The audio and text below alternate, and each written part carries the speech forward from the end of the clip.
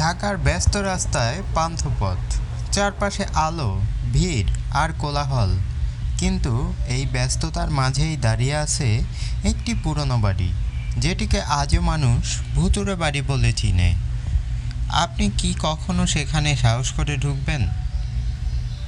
এই বাড়িটি নাকি পাকিস্তান আমলে তৈরি হয়েছিল। বাড়ির মালিক ছিলেন এক ধনী ব্যবসায়ী। তিনি হঠাৎ রহস্যজনকভাবে মারা যান। এরপর থেকে একে একে এখানে যত পরিবার ভাড়া নিয়ে থাকতো, কেউ 1 মাসের বেশি থাকতে পারেনি।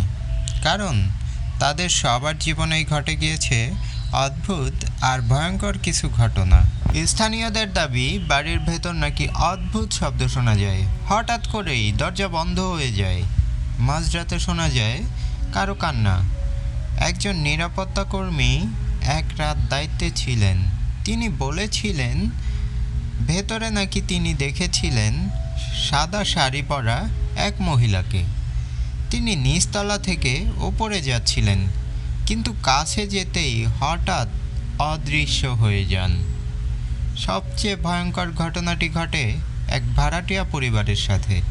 তাদের ছোট্ট ছেলেটি মাঝরাতে বলে উঠেছিল, মা, ওই আন্টি জানালা দিয়ে ডাকছে। কিন্তু জানালা দিয়ে তাকিয়ে তারা কাউকে দেখতে পায়নি।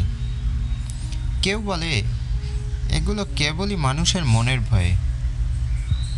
পুরনো বাড়ি বলে শব্দ হয়, অন্ধকারে কল্পনায় ছায়া দেখা যায়। আবার অনেকে মনে করে মৃত মালিকের আত্মা আজও সেই বাড়িতে ঘুরে বেড়ায়।